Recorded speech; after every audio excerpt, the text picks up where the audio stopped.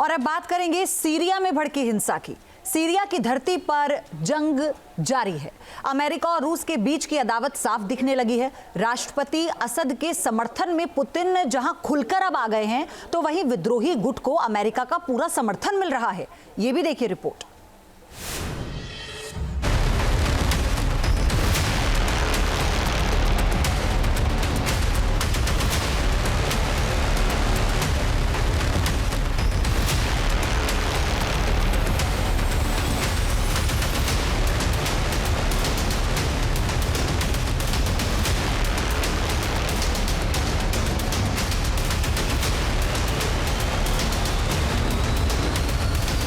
Syria की धरती एक बार फिर सुलग उठी है।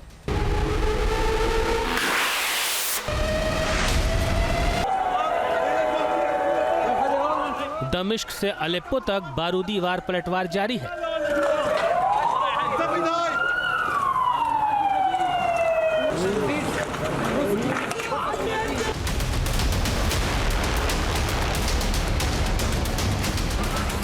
लगातार होती बमबारी, तबाह होते आशियाने, गगनचुंबी इमारतों से निकलता धुआं, जान बचाने के लिए भागती आवाम, हर तरफ दहशत का आलम। यही है सीरिया की मौजूदा हकीकत। सीरिया में बगावत नए महायुद्ध की आहट। 2016 में गृह युद्ध से सुलग रहे सीरिया में रूसी दखल के बाद जो शांति कायम हुई थी, वो महज 8 सालों के बाद खत्म हो गई है।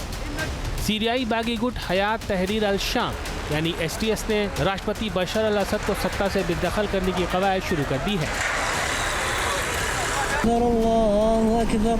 बागी गुट ने अलेप्पो और इदलिब समेत 50 से ज्यादा शहरों और गांवों पर कब्जा करने का दावा किया है।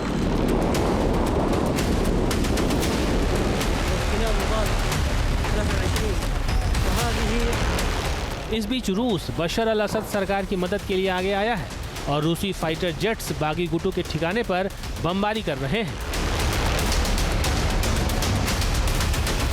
इस बीच ईरान की IRGC ने एक तस्वीर जारी की है। सीरिया के बागी गुटों को इजरायली और अमेरिकी कठपुतली बताया है। IRGC ने हयात तहरीर अल शाम यानी STS के नेता अबू मोहम्मद अल जुलानी के नेतन्याहू के साथ AI इमेज रिलीज कर सीरियन बागी गुटों को इजराइल और अमेरिका का समर्थक बताने की कोशिश की है। सीरिया में बारूदी वार पलटवार के बीच रूस और ईरान खुलकर असद सरकार के साथ खड़े हो गए हैं। वहीं दावा किया जा रहा है कि बागी गुट HTS को अमेरिका का साथ मिल रहा है।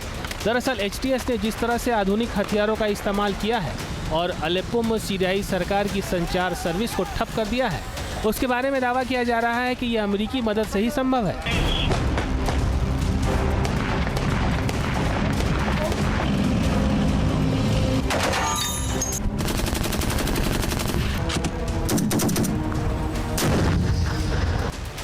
सीरिया में STS समेत दूसरे विद्रोही गुटों के पास हथियारों का जो जखीरा है, वो अमेरिकी एंगल को साबित करता है। बागी M16 rifle, M240 machine gun, Vickers machine gun और M26 ग्रेनेड का इस्तेमाल कर रहे हैं। ये सारे हथियार अमेरिकी और ब्रिटिश हथियार हैं। इसके अलावा बागी गुटों की तरफ से सीरियन आर्मी के खिलाफ इस्तेमाल किया जा रहा M72 रॉकेट लॉन्चर अमेरिकी हथियार है। फिन 92 स्ट्रिंगर मैनपेट भी अमेरिकी सेना इस्तेमाल करती है। बागी गुट मिलान एंटी टैंक मिसाइल इस्तेमाल कर रहे हैं, जो फ्रांसीसी सेना इस्तेमाल करती है। मतलब बागी गुटों को खुलकर अमेरिका और यूरोप का समर्थन मिल रहा है।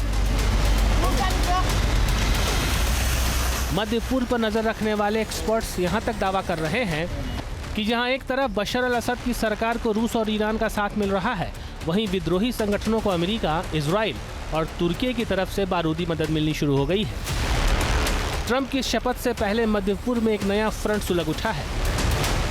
ऐसे में ये देखना दिलचस्प होगा कि दमिश्क पर कब्जे की ये जंग कहीं नए महायुद्ध का मोर्चा तो नहीं बन जाएगी। गाजा से सीरिया पहुंची बारूदी आग कहीं महाशक्तियों के बीच का नया मोर्चा तो नहीं बनने वाला है। Team news nation. News nation अब व्हाट्सएप पर खबरों की ताजा अपडेट के लिए न्यूज़ नेशन के इस QR कोड को स्कैन करें।